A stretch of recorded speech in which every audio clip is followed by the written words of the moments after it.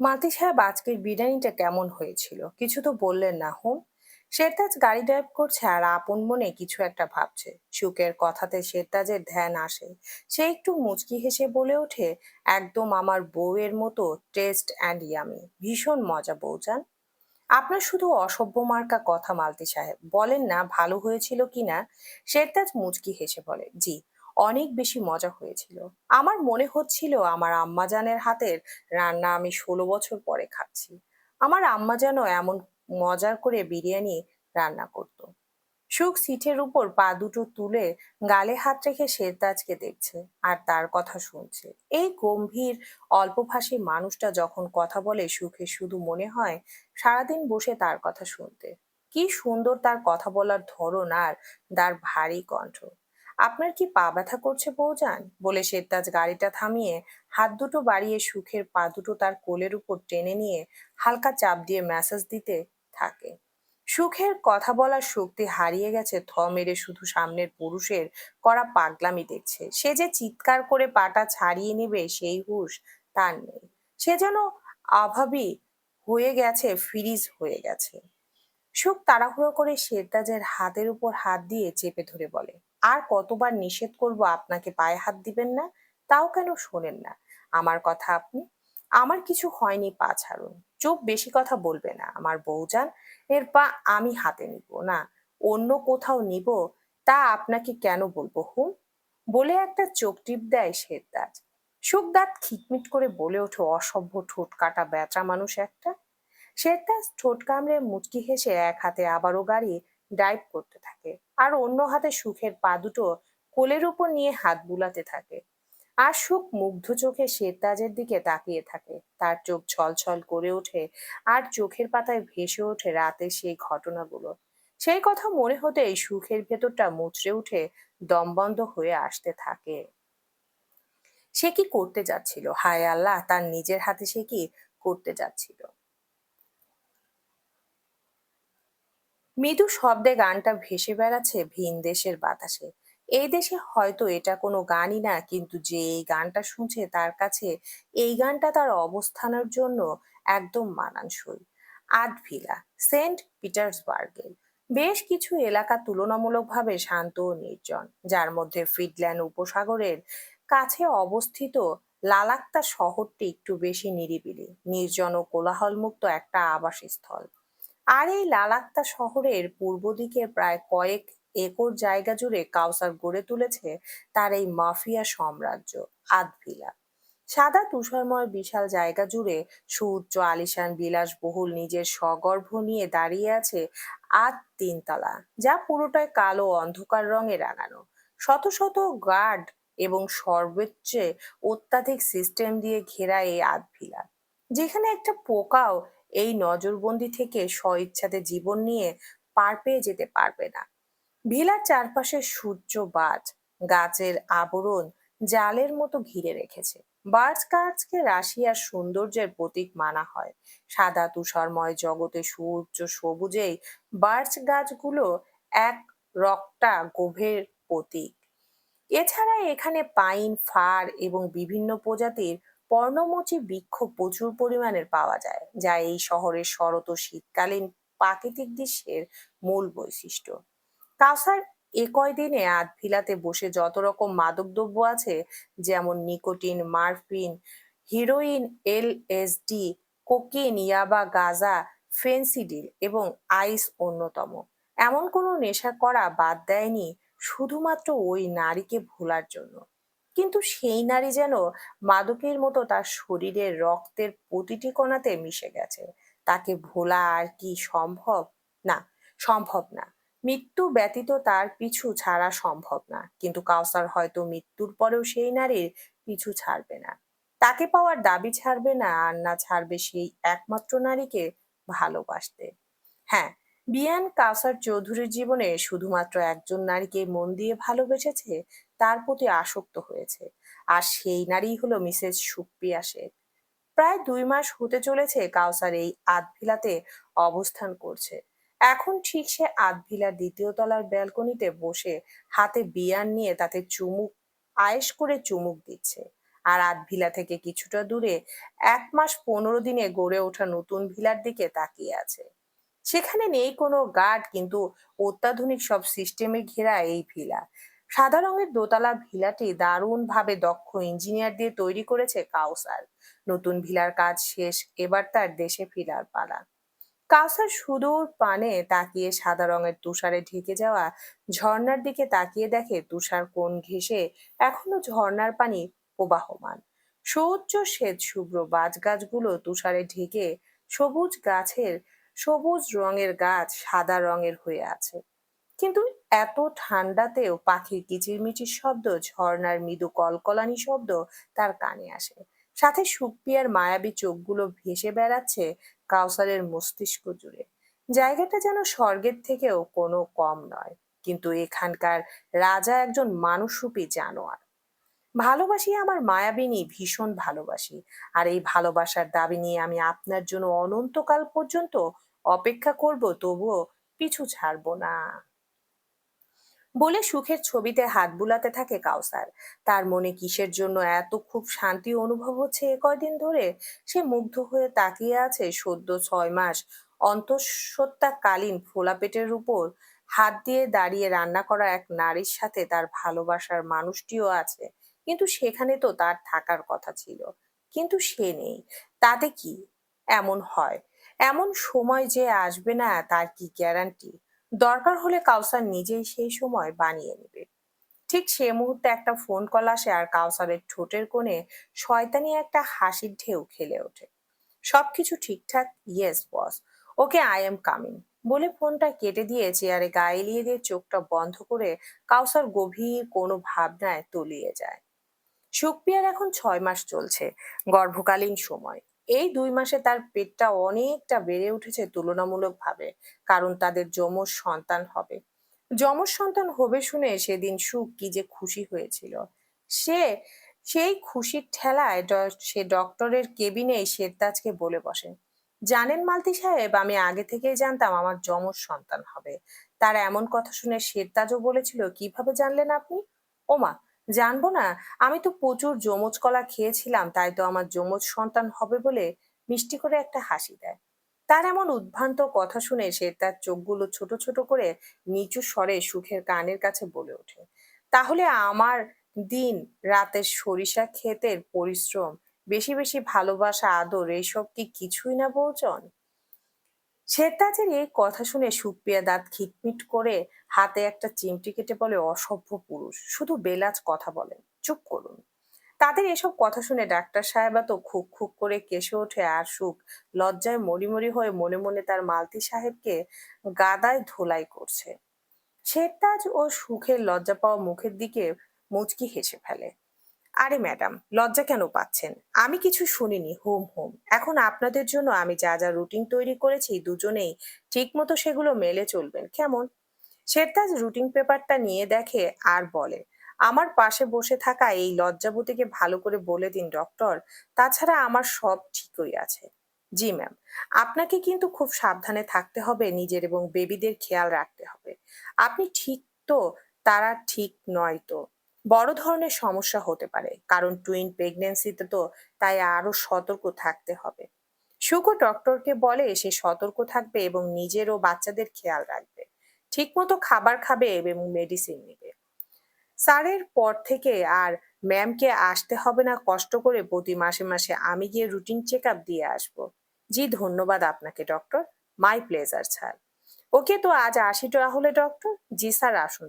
Ma'am, see you soon. সুখ মিষ্টি করে সালাম দিয়ে বেরিয়ে আসে শেরতাজের হাত ধরে। সময়টা মধ্যরাত। শেরতাজের বুকের মধ্যে সুখ আরাম করে ঘুমাচ্ছে, সাথে শেরতাজও ঘুম। কিন্তু হঠাৎ শেরতাজের ঘুম হালকা হয়ে আসে বুকে চিনচিনে ব্যথা অনুভব হওয়ার কারণে। সে ধরফরিয়ে উঠে দেখে তার বউজান তার বুকে কামড় ধরে ঘুমের ঘোরে বলছে, ইস কি টক, হুম হুম, খুব মজা। মালতী সাহেব, আমি আরো তেঁতুল খাবো। এত কম কেন আনলেন?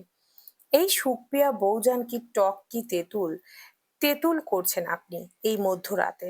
শেরতাজের কথায় সুখের ঘুম ভেঙে গেলে সে চারপাশে হাতড়ে খুঁজতে থাকে কিছু একটা। তাকে এমন করতে দেখে শেরতাজ বলে, কি খুঁজছেন আপনি বউজান? মালতী সাহেব, আমার তেঁতুল কই? তেঁতুল? আমি তেঁতুল খাবো মালতী সাহেব, এখনই খাবো। এনে দিন প্লিজ মালতী সাহেব, এনে দিন। সে তার চোখগুলো ছোট করে বলে, এই মধ্যরাতে তেঁতুল কই পাবো বউজান? সকালে মার্কেট থেকে এনে দিব, কেমন?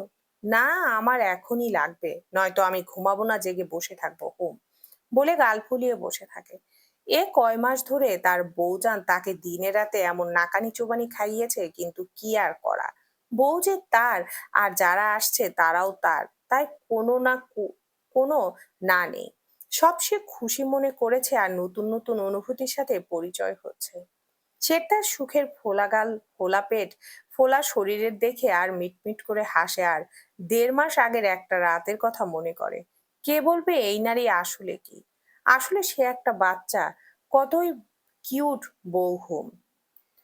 ঠিক আছে, ঠিক আছে, আর গাল ফুলাতে হবে না, আমি দেখছি তেঁতুল এনে দিচ্ছি। তো আপনি কি একা থাকবেন নাকি? প্রাণের রুমে যাবেন?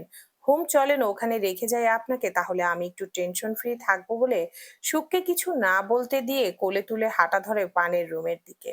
এই আপনার কষ্ট হয় না আমাদের তিনজনকে এমন কোলে করে নিয়ে যেতে? না, একদম না। আপনার মতে এই দানবীয় শরীর কি এমনি এমনি বানিয়েছে হুম? আপনাদের সবাইকে এমন আজীবন কোলে নিয়ে ঘোরার জন্যই তো এই তো জিম করে বডি বানিয়েছি। ভালো করেছি না বউজান? সুখ খিলখিল করে হেসে বলে, জি, একদম ভালো করেছেন মালতী সাহেব। কিন্তু মনে মনে বলে, ভালো না ছাই, এই দানবীয় শরীরের ভার যে বহন করে সেই জানে। সুখকে পানের কাছে রেখে এসে এখন শেরতাজ যাবে দুনিয়ার সবচেয়ে ঘুম কাতুরে একটা জলহস্তির কাছে তাকে ঘুম থেকে তুলতে।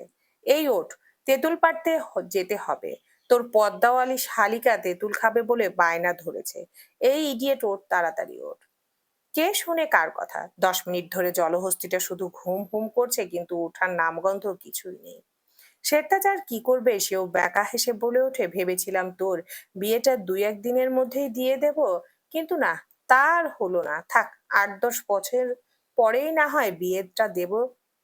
এই কথা বলাও সারা জলহস্তিটা হুংকার দিয়ে এক ঝটকায় বেড থেকে লাফিয়ে উঠে নিচে দাঁড়িয়ে বলে, ভাই, তুমি যদি এখন আমাকে কৃষ্ণসাগরে লাফ দিতে বলো, আমি তাই দেব। আর তেঁতুল তো সামান্য বিষয়, বা হাতে খেল। চলো চলো, দেরি হয়ে যাচ্ছে। এই আমার বড় প্যান্ট আর গেঞ্জিটা কই? ও হ্যাঁ, পেয়েছি, চলো চলো, এখনই তেঁতুল পেরে টাক বোঝাই করে এনে আমার টুনাটুনির আম্মাকে দিব, চলো ভাই। শেরতাজও খাওড়া অভ্র দুর্বল জায়গায় কিভাবে হিট করতে হয় খুব ভালো করে জানে। সে মিটমিট করে হাসতে হাসতে আগে হাঁটতে থাকে, আর অভ্র তার পাশে পাশে হাঁটতে থাকে, আর মনে মনে ১০০টা অভিশাপ দিতে থাকে। আর তার সব অভিশাপ এমন যে, বছর বছর তোমাদের ঘরে ঘর আলো করে হাজারো হাজারো টুনাটুনি আসুক, আর তোমার ১২টা বাজাক, যেমন তুমি আমার বাজাচ্ছ তেমন হুম। শকুনের দুয়ায় গরু মরে না রে হতচ্ছাড়া রাম ছাগল, দেখা যাবে। শেরতাজ গাড়ি ড্রাইভ করছে, আর অভ্র আশেপাশে জানালা দিয়ে চোখ বুলায়, কিন্তু কোনো তেঁতুল গাছের সন্ধান নেই। কিন্তু ঠিক তখনই অভ্র বুদ্ধি করে আফজাল মালতির কাছে ফোন দিয়ে বলে, আব্বা, তেঁতুল গাছ কোথায় আছে তাড়াতাড়ি বলে ফেলো তো। আফজাল মালতি এত রাত্রে অভ্রর থেকে ফোন পেয়ে ফোনে আবার এমন উদ্ভট কথা শুনে থ মেরে বসে বলে, এই এত রাতে তেঁতুল দিয়ে কি করবি তুই? ঘুমের ঘোরে আছিস নাকি? কোনো ছাইপাশ গিলেছিস? আরে আব্বাজান না, আপনার পুত্রবধূ আপনার আম্মাজান এত রাতে তেঁতুল খাওয়ার বায়না ধরেছে, তাই আমি আর ভাই তেঁতুল খুঁজতে এসেছি, কিন্তু তো পাই না। আফজাল মালতি একটু হেসে বলে, আরে গাধা, আগে বলবি তো। আর তেঁতুল গাছ তো আমাদের পুরাতন জমিদার বাড়িতেই আছে, তাছাড়া গ্রাম আর তেঁতুল গাছ নেই। আবার কুষ্টিয়া শহরের মধ্যে একটা আছে, ওটা তো অনেক দূরে হবে এখন।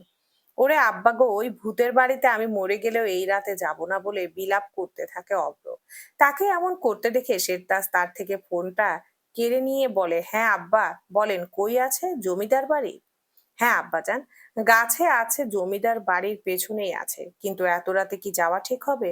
সমস্যা নেই আব্বাজান, আমি দেখছি, আপনি চিন্তা করবেন না, ঘুমান, কেমন? রাখি এখন। ঠিক আছে আব্বাজান, সাবধানে, কেমন? জি আব্বাজান। কিছু সময়ের মধ্যে শেরতাজের গাড়ি নিয়ে হাজির হলো জমিদার বাড়ির পেছন দিকে। গাড়ি থেকে নেমে দেখে মাথার উপর বিশাল বড় এক তেঁতুল গাছ, যার ডালপালাগুলো নিচে ঝুলে আছে, আর তার সাথে অনেক তেঁতুলও আছে। গাছ তো এখন ওঠা যাবে না, মনে হয় রে অভ্র, এখন কি উপায়? কোনো উত্তর এলো না। পিছন ফিরে দেখে কেউ নেই। এই অভ্র, কই গেলি? কিন্তু ঘাওড়াটার কোনো সাড়া শব্দ নেই, থাকবে কি করে? সে তো গাড়ি থেকে নামেইনি। সে তো ভয়ে গায়ের গেঞ্জিটা খুলে মাথার উপর দিয়ে গাড়ির সিটের উপর বাবু হয়ে বসে দোয়া দরুদ পাঠ করছে। তার এমন অবস্থা দেখে শেরতাজ দাঁত চেপে ধরে দিল একটা রামধমক। এই হতচ্ছাড়া রাম ছাগল, বের হ বলছি গাড়ি থেকে। এত ভয় কই থেকে আসে তোরা? আর তুই না পুরুষ মানুষ? এই তার নমুনা, ভূতের ভয় পাস, ছ্যা। ভাই, তুমি আমার ভয় নিয়ে হাজার গালি দাও, বকা দাও, কিন্তু পুরুষত্ব নিয়ে কিছু বলবে না। হোক, আমি পুরুষ, একজন বীর পুরুষ বলে গাড়ি থেকে নেমে আসে। তারপর আশেপাশে খুঁজে একটা লম্বা গাছের ডাল পায়। ওটা এনে সোজা গাড়ির ছাদে উঠে ডাল দিয়ে তেঁতুল গাছের ডালে বাড়ি দিতেই শুকনো পাকা কাঁচা পাকা তেঁতুল পড়তে শুরু করে। শেরতাজ মুচকি হেসে তেঁতুলগুলো জড়ো করতে থাকে। একে একে প্রায় এক ব্যাগ তেঁতুল কুড়িয়ে শেরতাজ বলে, হয়েছে, এবার থাম, এগুলোতেই হয়ে যাবে, নিচে আয়। অব্র নিচে নেমে এসে শেরতাজের দিকে তাকিয়ে আসতে গেলে কেমন একটা বাচ্চার কান্নার শব্দ তার কানে আসে। সাথে কেমন একটা গোঙানির মতো শব্দ থেকে থেকে করুণ শব্দ ভেসে আসে। এমন কান্নার শব্দ শুনে অভ্রর অবস্থা খারাপ। সে এক দৌড় দিয়ে এসে শেরতাজের পেছনে লুকিয়ে শেরতাজের টি শার্ট খামচে ধরে বলে, ভাই, বলেছিলাম না এখানে ভূত আছে? দেখেছো কেমন বাচ্চার কান্নার শব্দ আসছে, আবার কেমন গোঙানির মতো শব্দ আসছে। চুপ, কোনো শব্দ করবি না, এখানে কিছু একটা আছে, হয়তো জমিদার বাড়িতেই আছে কিছু একটা। শেরতাজের চোখ মুখের অবস্থা দেখে ভয় কাতরে অভ্রটা সেকেন্ডে কেমন একটা অন্য সত্তাতে পতিত হলো। দুজনের চোখে কিছু একটা ইশারা করে গাড়ির মধ্যে থেকে পিস্তলটা কোমরে গুজে আর হাতে হাত কুড়াল ছুরি নিয়ে মুখে কাপড় জড়িয়ে সাবধানে পুরাতন লোক কোথায় অভিশপ্ত জমিদার বাড়ির মধ্যে ঢুকে পড়লো। দুজন দুদিক হয়ে বাড়ির চারপাশে খুঁজে তেমন কিছু পেল না দেখে দুজন আবার এক হয়ে যখন জমিদার বাড়ির হলরুমে দাঁড়িয়ে চারদিকে সতর্ক নজর রাখছিল, তখন আবারও সেই কান্নার শব্দ কানে আসে। দুজন দুজনার দিকে তাকিয়ে মেঝেতে কান পেতে শুনতে পায় শব্দগুলো রুমের নিচ থেকে আসছে। শেরতাজ, অভ্র তারা মুখে কোনো কথা না বলে কেমন একটা সাইন ভাষাতে কথা বলছে, আর চোখের ইশারা তো আছে। তারা দুজন আবার জমিদার বাড়ির সব রুমগুলো ভালো করে চেক করতে থাকে। শেরতাজ হাঁটতে হাঁটতে পশ্চিম দিকের একটি ছোট কুটুরো ঢুকে হাঁটার সময় নিচের মেঝে কেমন একটা ফাঁপা অনুভব হয় দেখে পকেট থেকে একটা লাইট বের করে, যার আলো খুবই ক্ষীণ, কিন্তু সবকিছু পরিষ্কার দেখা যায় এমন অত্যাধুনিক একটা লাইট। শেরতাজ মেঝের কোনায় একটা জায়গায় গাছের শুকনো পাতার স্তূপের নিচে লুকোনো দরজার সন্ধান পায়। এমন সময় অভ্র শেরতাজের কাছে এসে দেখে শেরতাজ মেঝেতে একটা দরজার সন্ধান পেয়েছে। তারা আবার দুজন দুজনাকে সতর্ক ইশারায় থাকতে বলে দরজাটা শব্দবিহীন ভাবে খুলে ফেলে। দেখে নিচ বরাবর লম্বা কয়েক কদমের সিঁড়ি নেমে গেছে, আর নিচ থেকে লালচে বাতির আলো কিছুটা দেখা যাচ্ছে। শেরতাজ হাতের কুঠারটা শক্ত করে ধরে আর অভ্র গানটা লোড করে শক্ত হাতে টিগারে আঙ্গুল রেখে। শেরতাজ আগে আগে সাবধানে নেমে পড়ে, তার পিছু পিছু অভ্র তাকে অনুসরণ করে নেমে আসে।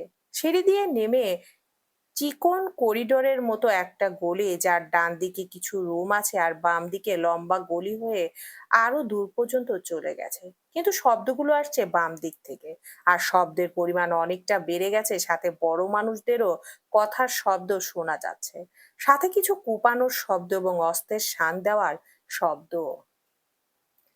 শেরতাজের শিকারী নজর চারদিকে শিকার খুঁজে ফিরছে। তার ভুল যেন কিছু মুহূর্তে এক অন্যরকম মানুষ বললে ভুল হবে, দানবে পরিণত হয়েছে। সে দাঁড়িয়ে আছে আর তার পায়ের নিচে পড়ে আছে একজন ব্যক্তির ছিন্ন ভিন্ন শরীর, যার হাত একদিকে, পা একদিকে, মাথা দূরে পড়ে আছে আর নাড়ি ভুড়িগুলো মেঝেতে গড়াগড়ি খাচ্ছে। রক্ত পুরা মেঝে লাল হয়ে আছে। শেরতাজের হাতের কুঠার থেকে রক্ত চুইয়ে চুইয়ে পড়ছে। অভ্র তার সামনে দাঁড়িয়ে আছে, আর ঠিক সেই সময় আরো একজন ঘাতক পেছন থেকে অভ্রর পিছনে ধারালো ছুরি চালিয়ে দেয়। সাথে সাথে অভ্রর চোখগুলো বড় বড় আকার ধারণ করে ব্যথায়। অভ্রর পিঠের ঠিক মাঝ বরাবর ঘাতকটা ছুরি চালিয়ে দিলেও তার মুখ থেকে কোনো শব্দ বের হয়নি। সে চোখ মুখ শক্ত করে ব্যথা হজম করে নিচ্ছে, কিন্তু শেরতাজ অভ্রের এমন অবস্থা দেখে কেমন যেন আরো হিংস্র হয়ে ওঠে। শেরতাজ অভ্রকে এক টান দিয়ে তাকে সরিয়ে এনে বুকে জড়িয়ে তার হাতের কুড়ালটা দিয়ে সেই ঘাতকের মাথা বরাবর এক কোপ বসায়। সাথে সাথে ঘাতকের মাথা দুই ভাগ হয়ে যায়। মাথার মগজ ছিটকে দেয়ালে লেপ্টে রয়। ঘাতক কিছুক্ষণ মাটিতে পড়ে তরপাতে তরপাতে চুপ হয়ে যায়। বাইরের গোঙানির শব্দ পেয়ে ভেতরের রুম থেকে ৩-৪ জনের মতো আরো কিছু লোক বের হয়ে আসে, ধারালো সব অস্ত্র হাতে নিয়ে। তারা এসে তাদের দুজন সঙ্গীর এমন বিভৎস লাশ দেখে শিউরে ওঠে। তারপর আশেপাশে তাকিয়ে দেখে আরো দুজন অচেনা মানুষও আছে। শেরতাজ একটানে শরীর থেকে টি শার্টটা খুলে অভ্রর পিঠে শক্ত করে বেঁধে দেয়। অনেকটা রক্ত বের হয়ে গেছে ইতিমধ্যে, ব্যথা যেন আরো তীব্র আকার ধারণ করেছে। শেরতাজ অভ্রর অবস্থা দেখে ছটফট করছে, তাকে কোনো রকম এক কোণে বসিয়ে রাখে। তারপর ফোনটা বের করে কোথাও একটা মেসেজ করে, আবার ফোনটা পকেটে পুরে রাখে। শেরতাজের কেমন রূপ, যেন নরক থেকে উঠে আসা এক আজরাইল। এমন রূপ অভ্র খুব কমও দেখেছে। শেরতাজের চোখ তার লাল বর্ণ ধারণ করেছে, শার্টলেস বলিষ্ঠ শরীর কোনো দানবের থেকে কম নয়।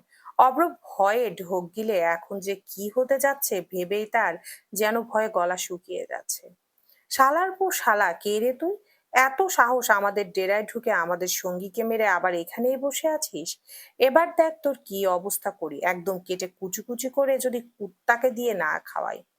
কথাটা শেষ করার আগেই শেরতাজ ওই লোকের মাথাটা শরীর থেকে এক কোপে নামিয়ে ফেলে। পাশের মানুষগুলো তো অবাক হয়ে তাকিয়ে আছে, এত কম সময়ের মধ্যে এই লোক কিভাবে এখানে এসে তার সঙ্গীর গলাটা আলাদা করে দিল। তারা ভয়ে কেঁপে ওঠে। সেই দানবের নীল চোখের সাদা অংশটা লাল রঙের, মুখটা তো কাপড় দিয়ে ঢাকা, কিন্তু চোখগুলো যেন কোনো নিশাচর পানির ভয়ঙ্কর রূপ। চোখগুলো থেকে যেন রক্ত ছুটে পড়বে এমন অবস্থা। শার্টলেস থাকায় হাতের শিরাগুলো ফুলে নীল হয়ে আছে। ফর্সা শরীরে নীল রগগুলো যেন শরীর থেকে ফেটে বের হয়ে আসতে চাচ্ছে। শেরতাজ ঘুরে তাদের দিকে তাকালে তারা ভয়ে ভেতরের দিকে দৌড় লাগায়। শেরতাজ একদলা থুতু ফেলে হাতের কুড়ালটা একজনের পা বরাবর চেলে মারে। সাথে সাথে লোকটার পা শরীর থেকে আলাদা হয়ে ভয়ঙ্কর একটা চিৎকার দিয়ে মাটিতে লুটিয়ে পড়ে। শেরতাজ তার দিকে ধীর পায়ে এগিয়ে এসে এক হাঁটু ভাঁজ করে বসে কুড়ালটা হাতে তুলে নিয়ে দাঁত মুখ শক্ত করে সামনে তাকিয়ে এক কোপ বসায় লোকটার বুক বরাবর। ফিনকি দিয়ে রক্ত ছুটে শেরতাজের শরীর লাল হয়ে ওঠে। শেরতাজ ধীরে ধীরে হেঁটে এগিয়ে গিয়ে একটা দরজার সামনে দাঁড়ায়। তারপর পিছন ফিরে দেখে, তখন মৃদু আলোতে দেখা যায় পুরো করিডোরে লাশ ছড়াছড়ি। কারো হাত নেই, কারো পা নেই, কারো বুক চিরে কলিজা কিডনি বের করা। আর সবগুলোর মাথা শরীর থেকে আলাদা। সবগুলো নিঃশব্দে পড়ে আছে, কোনো শব্দ নেই। থাকবে কি করে? শরীরে পান পাখি থাকলে তো ব্যথায় কাতরাবে। শেরতাজ এক ধাক্কা দিয়ে দরজাটা খুলে ফেলে। দরজাটা খোলার সাথে সাথে ভেতরে থাকা দুজন ডক্টরের পোশাক পরিহিত লোক পেছন ফিরে তাকিয়ে আঁতকে ওঠে। একজন অন্যজনের দিকে তাকিয়ে ইশারায় বলে ওঠে, এটা আবার কে? পাশের জন মাথা নাড়িয়ে বলে সে জানে না। রুমের মধ্যে দুটো স্টিলের বেডে দুজন বাচ্চার নিথর দেহ পড়ে আছে। আর একটু দূরে খাঁচার মধ্যে আরো 4টা বাচ্চা বন্দি করা, যারা লাগাতার কান্না করছে ভয়ে। ডক্টর দুজন মিলে দুজন বাচ্চাকে অলরেডি মেরে তাদের শরীর থেকে মাথার মগজ, কিডনি, চোখ, লিভার, বোন মেরু, ফুসফুস বের করে ট্রেতে রেখে সেলাইয়ের কাজ করছে। ঠিক তখনই শেরতাজ এসে তাদের কাজে চরম ব্যাঘাত ঘটায়। শেরতাজের সারা শরীরে রক্ত, লম্বা চুল বেয়ে রক্ত ঝরে পড়ছে মেঝেতে। চোখ তার নিচে, এখনো চোখ তুলে সামনে তাকায়নি। দানবের মতো শরীর নিয়ে দরজায় কাউকে দেখে ডক্টর দুজনের ভয় হতে শুরু করে। দানবটার শরীরে শুধু রক্ত আর রক্ত। ডাক্তার দুজন ভয়ে ভয়ে গার্ড গার্ড করে ডাকতে থাকে। ঠিক তখন গম্ভীর কণ্ঠে তাদের সামনে দাঁড়ানো দানবটা বলে ওঠে, কাউকে ডেকে লাভ নেই, ডাক শোনার মতো আর কেউ নেই তোরা দুজন ছাড়া। কেউ আসবে না আর। কে তুই, আর এখানে কিভাবে এলি? আমি তোদের মৃত্যু আর পায়ে হেঁটে এখানে এসেছি। এই ছেলে এখান থেকে চলে যা, বাঁচতে চাইলে। আমার চিন্তা না করে নিজেদের চিন্তা কর, মাঙ্গির পুত। ভালোই ভালোই বলছি চলে যা, নয়তো ঠিক হবে না। আরে তুই একদিকে কই আসছিস? সামনে আসবি না, চলে যা বলছি। শেরতাজ তবুও তোয়াক্কাহীন ধিমি পায়ে হেঁটে গিয়ে একজন ডক্টরের সামনে দাঁড়িয়ে আলতো করে মাথাটা উঁচু করে। মাথা উঁচু করার সাথে সাথে ডক্টরটা চমকে ওঠে শেরতাজের চোখ দেখে। কিরে, চুপ করে দাঁড়িয়ে আছিস কেন? কাজ কর, আমিও দেখি কেমন কাজ তুই জানিস। এই তো বাচ্চাগুলোকে তো ভালো করেই কেটে কুটে অপারেশন করছিস, তো এখন দাঁড়িয়ে আছিস কেন? কাট ওর শরীর কাট। আমি তো ওর বাল মাল বন্ধ করে কখন দিয়ে এসেছি, এখন তো কর। ডক্টর ভয়ে থরথর করে কাঁপছে। একটু আগেও পাশের সঙ্গী তার ভাইয়ের মতো লোকটার সাথে হেসে হেসে কথা বলছিল আর মদ গিলে কাজ করছিল দুজন মিলে। কিন্তু এইটুকু সময়ে তার সঙ্গী কেমন নিষ্প্রাণ হয়ে স্ট্রেচারে শুয়ে আছে, আর তাকে তার শরীর থেকে এখন সব অর্গান বের করতে হবে, কি ভয়ঙ্কর কাজ! ডক্টরের হাত থরথর করে কাঁপছে, হাতে তার স্কালপেলস আছে, তবুও সে এই কাজ করতে পারছে না। এই স্কালপেল দিয়ে শত শত মানুষের শরীর চিরে অর্গান বের করেছে। কখনো হাত কাঁপেনি, মায়া হয়নি, ভয় করেনি। কিন্তু সেই হাতই আজ পাথর, অবশ হয়ে আছে। ভয় কাজ করছে, মায়া করছে। কি রে, তোর ভেতরেও মায়া আছে, কষ্ট আছে দেখছি। দেখে খুব ভালো লাগলো। কিন্তু তোর মতো জানোয়ারের আবার মায়া কিসের রে? দেখ, এই দেখ কি ফুলের মতো নিষ্পাপ বাচ্চাগুলো, কি মায়া তাদের চেহারায়। দেখ দেখ, একটু দেখ না। কই, তখন তো তোর হাত কাঁপলো না, কষ্ট হলো না, মায়া জন্মালো না। তো এখন কোন বালের মায়া হচ্ছে তোর? আমার ভুল হয়ে গেছে, আমি আর কখনো টাকার লোভে এসব করব না, দয়া করে ছেড়ে দিন। আমার ঘরে বউ বাচ্চা আছে, আমার জীবন ভিক্ষা দিন। তার এমন কথা শুনে শেরতাজ ঘর কাঁপিয়ে হা হা করে হেসে ওঠে। বন্ধ ঘরে সেই হাসির শব্দ বড়ই ভয়ঙ্কর শোনালো। ঠিক তখনই আরো একটা ছায়া দানব সেই রুমে প্রবেশ করে। তার হাঁটার ধরনটা খুবই সুন্দর, কেমন হেলে দুলে নাগিনের মতো এঁকে বেঁকে কোমর দুলিয়ে সে হাঁটে। দানবের শরীর পুরো কালো কাপড়ে আবদ্ধ থেকে বোঝার উপায় নেই এটা পুরুষ নাকি নারী, কিন্তু হাঁটার ধরন দেখে মনে হচ্ছে নারী। অজ্ঞাত নারী এসে শেরতাজের পেছনে দাঁড়ায়। শেরতাজ তখন চেয়ারে গা এলিয়ে বসে আছে, পায়ের উপর পা। অজ্ঞাত নারী এসে শেরতাজের পেছনে দাঁড়ায়। শেরতাজ তখন চেয়ারে গা এলিয়ে বসে আছে, পায়ের উপর পা তুলে। নারী আসাতে শেরতাজ তার দিকে একবারের জন্য না তাকিয়েও জিজ্ঞেস করে, খবর কি? নারী তার রিনরিন কণ্ঠ বলে ওঠে, অভ্রর চিকিৎসা শুরু হয়ে গেছে, তাকে বিশেষ অবস্থাতে রাখা হয়েছে, আর বাচ্চাগুলো সেফ জায়গায় আছে। মিস, এই ডক্টরের নাকি বউ বাচ্চা আছে, তার নাকি ভুল হয়ে গেছে, তার জীবন ভিক্ষা চায়। তো মিস, তোমার কি মতামত? নারীটা একটু হেসে বলে, বস, আমারও মনে হয় জীবনটা ভিক্ষা দেওয়া উচিত। নারীর এমন কথা শুনে ডক্টরের তো চোখ চিকচিক করে ওঠে, কিন্তু নারীর পরের কথা শুনে মুখে আধার নেমে আসে। কি করে বলো মিস? এর কথা মতো এই দুটো বাচ্চার জীবন যদি তুই ফিরিয়ে দিতে পারিস তো তোর মুক্তি, নয়তো না। এটা কিভাবে সম্ভব? মরা মানুষের জীবন ফিরিয়ে দেওয়া যায় কিভাবে? তাহলে তোর মুক্তিও নেই, বলেই শেরতাজ একটা পৈশাচিক হাসি দেয়। এই তোর অনেক বকবকানি শুনেছি, এবার তোর ভাইয়ের মতো সঙ্গীর অটপসিটা বের কর তো। অনেক সময় হয়ে যাচ্ছে, বাড়ি যেতে হবে। তোদের চক্করে বউয়ের স্বাদের তেঁতুলটাই দিয়ে আসতে পারলাম না, বাল। আমি পারবো না। ও, পারবি না? তাহলে দেখ, আমি করছি। কিন্তু তুই যদি একবার চোখের পাতা বন্ধ করিস তো সাথে সাথে তোর, বলে একটা বেঁকা হাসি দেয় শেরতাজ। এই কথা বলে শেরতাজ চেয়ার ছেড়ে উঠে দাঁড়ায়, তারপর হাতে গলভস পরে স্কেলটার বদলে বিশাল একটা ধারালো চাপাতি নেয়। তারপর ঠোঁটের করে মৃদু হাসি নিয়ে কোনো সময় অপচয় না করে চাপাতিটা দিয়ে বেডে শোয়ানো লাশটার বুক বরাবর কোপ বসিয়ে বুক থেকে শুরু করে নাভি পর্যন্ত এক টানে চিরে ফেলে। তারপর আর এক টানে প্রাইভেট পার্ট সহ দুই পায়ের মাঝখান বরাবর কেটে শরীর দুই ভাগ করে ফেলে। তার এমন কাজ দেখে বাকি ডক্টরটা চিৎকার করে যেই চোখের পাতা বন্ধ করে, অমনি অজ্ঞাত নারী তার শরীর থেকে এক কোপে মাথাটা আলাদা করে ফেলে। নাইস শট মিস, চলবে।